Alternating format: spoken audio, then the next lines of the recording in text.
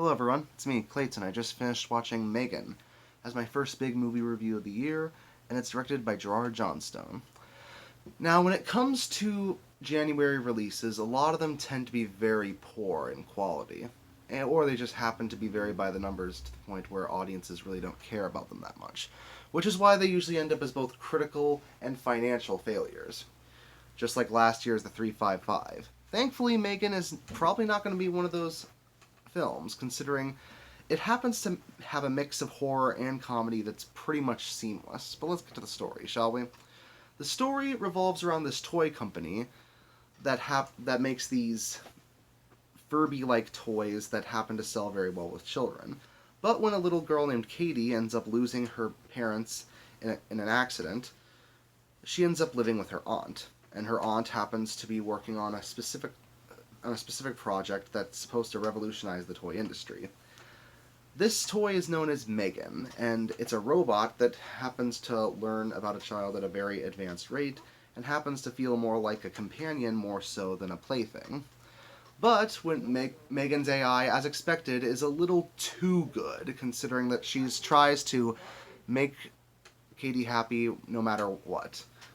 And basically, that also includes murdering people who happen to get on her nerves. But that's all I'll say about the story. Megan happens to do a very tough act of getting the audience to laugh about as often as it scares them. And I think its absurd premise definitely plays into that. Similar to Child's Play, it's a goofy idea to have a murder robot toy that goes around killing people while also singing pop songs and also looking like and acting like a young child. And honestly, I think it works so well mainly because it's so committed to that premise. The actress who plays Megan is really believable in the role. I really love how the effects are done for the film. That it's a lot. Almost all of it is very practical, which, considering it only has a $12 million budget, really does surprise me. And I also really like the fact that the story at the center of it is taken 100% seriously when it needs to. Especially since Katie is a complicated kid, considering that she just lost her parents and she's just having her own way of getting through her grief. I think it's handled in a way that's fairly realistic to how kids handle these feelings, especially when it comes to kids who tend to bottle those feelings up and release them at inconvenient times. On top of that, the kills in the movie are surprisingly very inventive. Probably explains why James A. Janisse from Dead Meat was so impressed with it.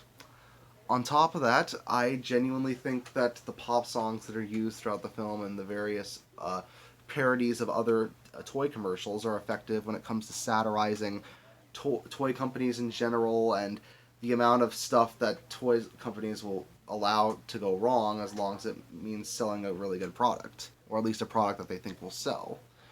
And honestly, considering how many controversies there have been about various toy companies and various other products, I can see this sort of thing happening if AI gets to a certain point. But then again, if AI gets to that point, we'd probably end up with a real world Skynet now, wouldn't we? As far as a goofy little horror movie goes that happens to have a lot of genuine scares, this one happens to work very well. Especially since the tone is handled pretty effectively and it knows when to be serious and scary and when to be funny and relatable. And I also believe that this film works well as a story from James Wan. I've enjoyed a lot of his work, from Saw to Insidious to Conjuring to even Malignant. And thankfully, even though he only works on the story, his fingerprints when it comes to his handling of tone and characters is pretty much all over this film. And I think Gerard Johnstone might have actually gotten a lot of tips from him throughout production. So on the whole, Megan is certainly a surprise for me this year. And for the first movie this year, I'm glad it's a pleasant surprise. And I think that it's going to be a really big hit with horror fans, especially if you're a big fan of something like Child's Play or Leprechaun.